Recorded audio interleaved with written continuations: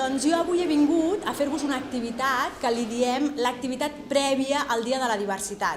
És una activitat perquè entreu en contacte amb el que són els drets humans. Veurem alguns casos que s'estan donant actualment en diferents llocs del món que tenen a veure amb la vulneració dels drets humans.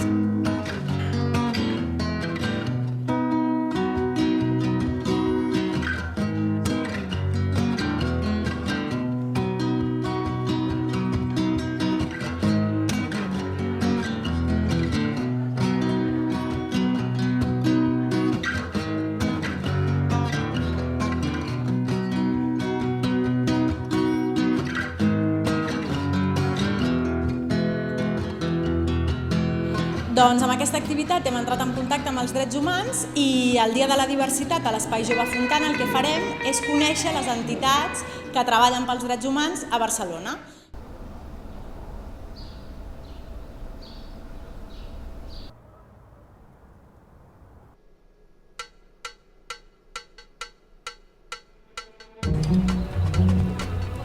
El Dia de la Diversitat és un dia per celebrar, perquè Barcelona és una ciutat diversa i és un dia per aprofitar aquest missatge i fer-lo arribar a les escoles amb la col·laboració del professorat i de les entitats de la ciutat que tenen justament aquesta lluita.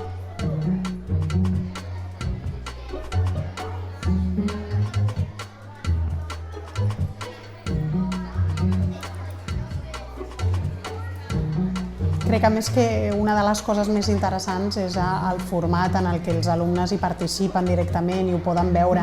Això porta molt més segurament que una lliçó d'un llibre, perquè allà es troben amb la realitat, es troben fins i tot amb experiències.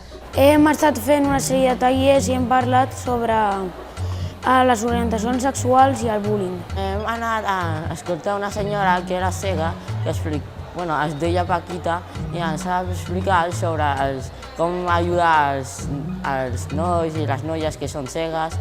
Tu et poses en la pell dels altres com estan i com pots millorar per fer que es sentin ben a gust.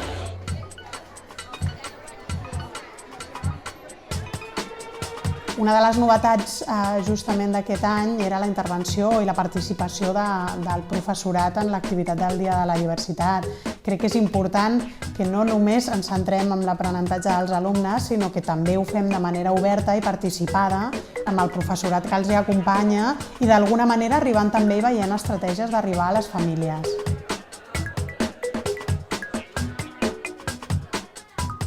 Ens agradaria també de cara a edicions següents poder ampliar aquestes activitats amb la connexió d'entitats de cadascun dels barris on estan les escoles que no es poden desplaçar, de manera que el Dia de la Diversitat es celebri a tots els instituts, a totes les escoles de la ciutat de Barcelona.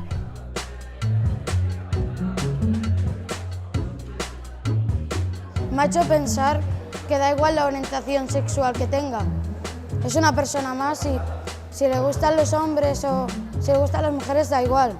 Tothom és igual a tothom. Si tinguin un problema, tenen els mateixos drets. Tothom hauria de tenir el dret a la seva pròpia llengua i a les altres. Que si fuésemos las personas iguales que los demás sería el mundo muy aburrido y que cada persona es como es.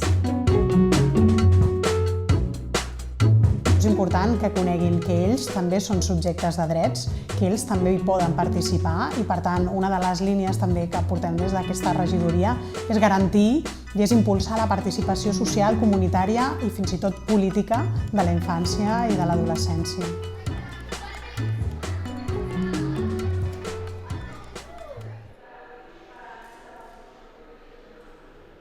Doncs avui venim a fer la tercera activitat del programa del Dia de la Diversitat de l'Ajuntament de Barcelona. A la primera activitat vam entrar en contacte amb el que eren els drets humans i vèiem com estan en risc fins i tot en la nostra vida quotidiana.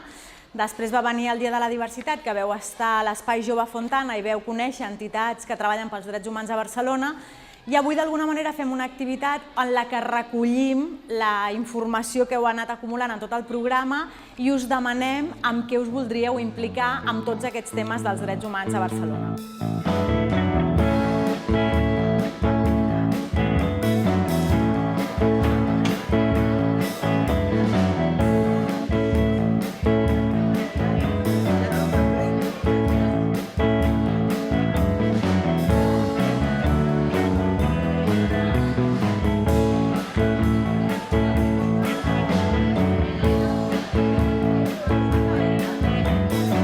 Doncs molt bé, ara que ja tenim tota la informació d'alguna manera recollida, ara farem aquest carnet que d'alguna manera el que us proposa és comprometre-us amb vosaltres mateixos amb alguna acció que sentiu que podeu fer d'ara en endavant en relació als drets humans.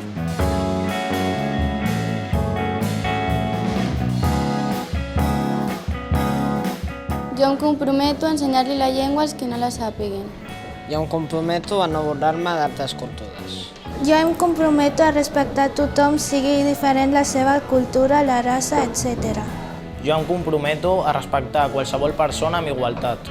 Jo em comprometo a ajudar qualsevol que tingui alguna dificultat sempre que pugui.